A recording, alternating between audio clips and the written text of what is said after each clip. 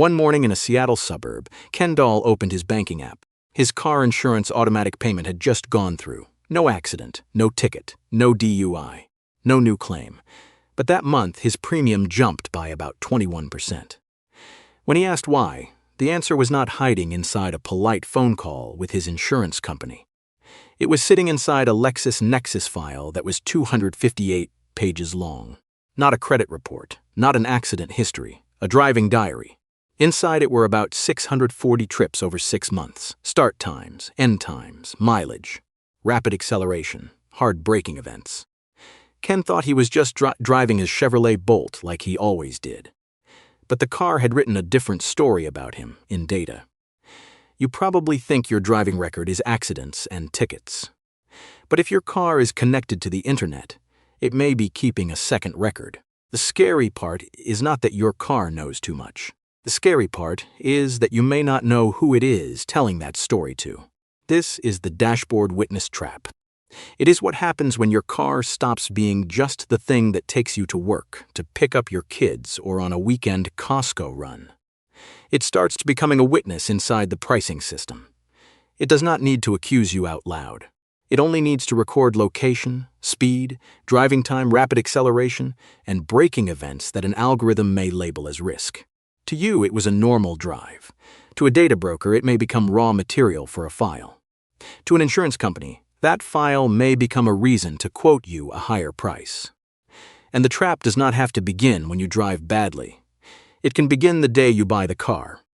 After hours at a dealership, when a salesperson points to a screen and says, "Just tap agree to activate this free safety feature." Go back to the day you picked up a new car. You have been sitting at the dealership for half the day, negotiating the price, signing financing paperwork, listening to someone explain extended warranties and gap insurance. By the time the car is finally outside, your brain is no longer thinking about data. You just want the keys. You want to drive home. Then the salesperson smiles. They hand you a tablet or point to the dashboard and say, "Tap here to turn on the free safety feature." It sounds harmless. OnStar, Smart Driver, Driver Feedback. Names that sound like they were built to protect you, not report on you. And when something is called safe and free, a tired brain does not treat it like a financial decision. But this is where the trap opens. The Federal Trade Commission alleged that the problem was not just that data was collected. The problem was that the enrollment process could be misleading. Some drivers may not have clearly understood that their location and driving behavior data could be collected and shared. In the research, there is a good name for this: stealth enrollment. That does not mean every customer was forced. It does not mean every salesperson was malicious. But the system created the perfect moment. The customer is tired. The paperwork is long. The button is easy. The promise sounds safe. That may not be consent. That may be exhaustion with a checkbox. A free tap on the car's screen can become the most expensive agreement you do not remember making. But the data does not stay inside the car. Once it leaves the dashboard, it enters a pipeline most drivers never get to see. You drive to work at 7:42 in the morning. You stop at a pharmacy at 6:18 in the evening. You brake hard at an intersection because the car in front of you stops suddenly. To you, that is just a normal American day. Commute, errands, traffic, then home. But inside the data pipeline, normal moments can change shape. The car records them. The automaker receives them. A data broker packages them. An insurer reads the file. And you only see the final piece. A new number on the bill. This is the consent to pricing pipeline. You tap agree in one place. Your data travels through several others. Location, speed, driving time, mileage, rapid acceleration, hard braking. Each piece may not look financial by itself. But when those pieces are bundled into a risk profile, they can come back as price. And this is not imaginary.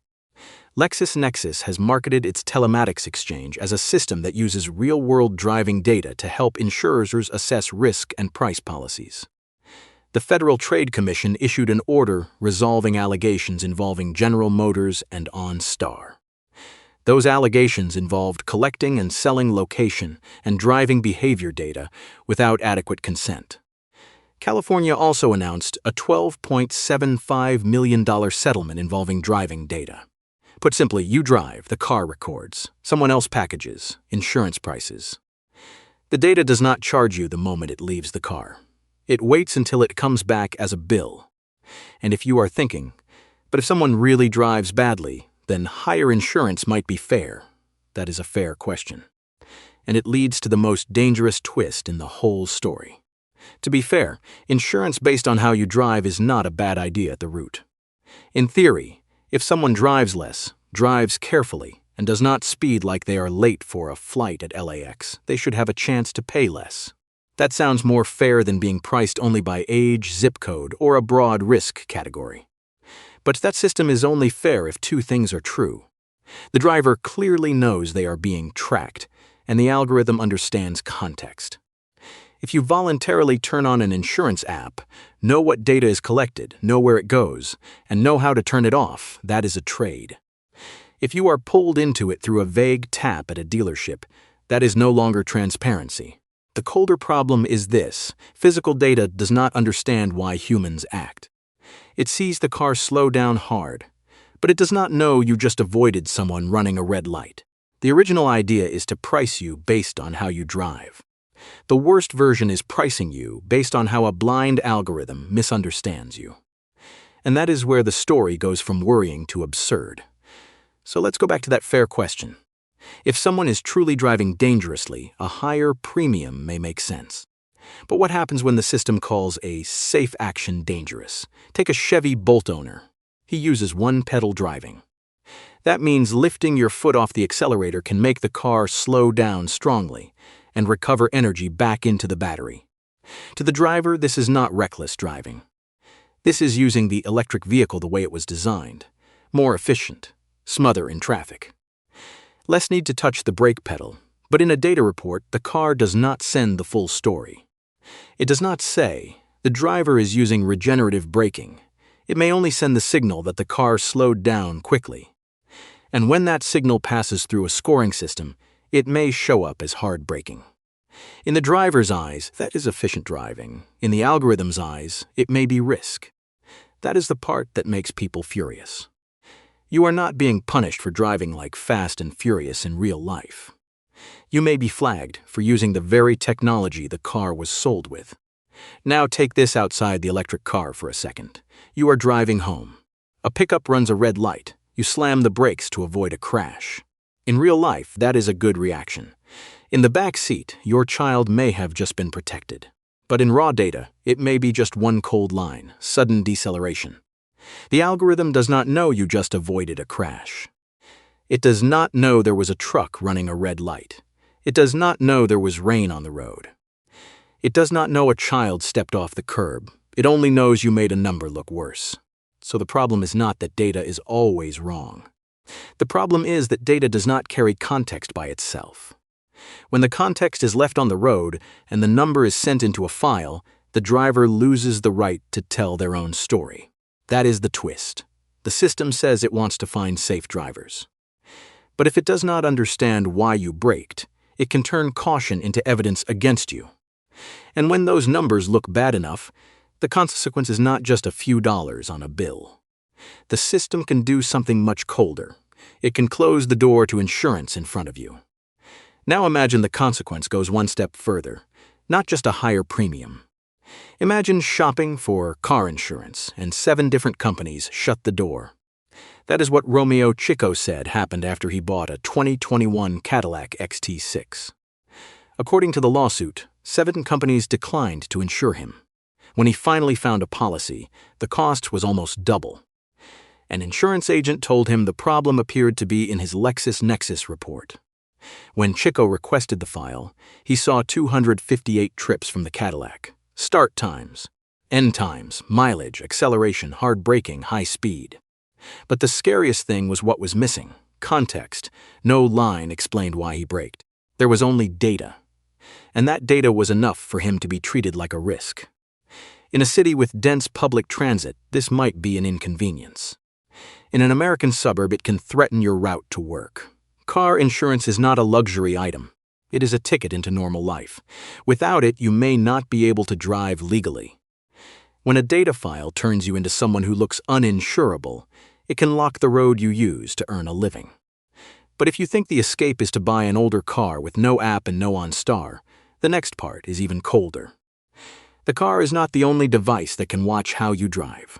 At this point, a very careful viewer might think, fine, I'll keep my old car, no giant screen. No OnStar, no automaker app, a 2013 car, a real key, real buttons. At least it won't snitch. But this trap does not only live in the dashboard. It can live in the phone sitting in your pocket. In 2025, the Texas Attorney General sued Allstate and its subsidiary, Arity.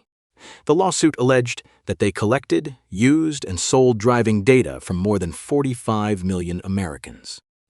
The coldest part is that the data did not necessarily come from new cars. According to the allegation, it could come from software embedded in phone apps like Life 360. You can drive an older car that is not connected to the internet. But if your phone is sharing location, movement, and speed, the system still has another door. The car is no longer the only device that can see you on the road.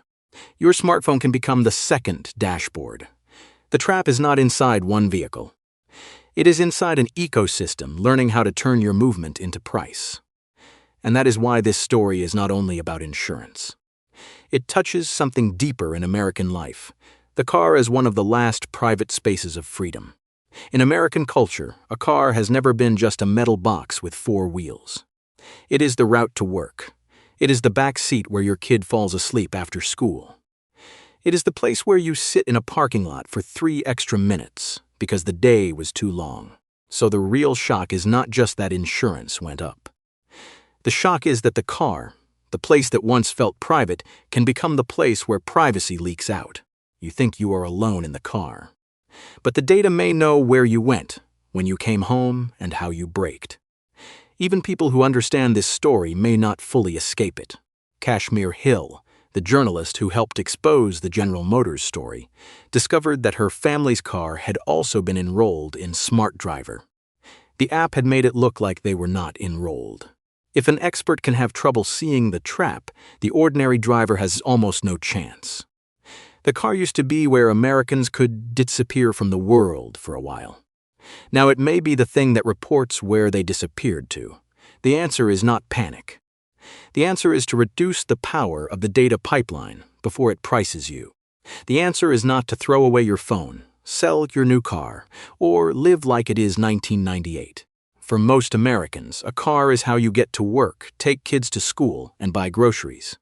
The problem is not using technology. The problem is letting technology turn your movement into a file you are not allowed to see. There are 3 layers of defense. First, find the file behind the price. If your premium jumps for no clear reason, or you are denied a quote, check the consumer reports connected to insurance, especially the files held by data brokers that track driving behavior. Second, close the pipeline where you can. Go into the automaker app, your connected services account, or the screen inside the car. Look for Smart Driver, driving score, insurance discount, data sharing, location sharing. If there is an option to turn it off, opt out, delete the data, or limit sharing, use it. Third, stop tapping agree like it costs nothing. At a dealership or inside an app, if a feature is sold with words like free, safe, reward, or discount, ask directly. Will my driving data be shared with insurance companies, data brokers, or consumer reporting agencies? If you choose telematics to get a discount, treat it like a trade. You are trading data for the possibility of savings, and every trade needs a real price tag. The car was sold as a promise, more convenient, safer, smarter about you. It can unlock with an app. It can call for help after a crash. It can tell you how to drive better. But in this trap, convenience has a cold underside. The data that helps the car understand you can also help the system price you. What should stay with you is not, you are a bad driver. The trap is that you pay to buy the car, pay to insure it, and then the car itself can write the file that makes driving it more expensive. The car used to be freedom. Now it may be evidence, but the story does not end with insurance. Even if nobody raises your premium, your car can still shrink your life in another way, the commute. The next video is the commuting pay cut. Your salary stays the same, your title stays the same. But after the return to office email, Gas, parking, wear and tear, and hours on the freeway start eating into your real life. The company does not have to write "pay cut" on your pay stub. It only has to shift the cost of getting to work back onto you. If you have to pay more to earn the same paycheck, how much is that job really paying you?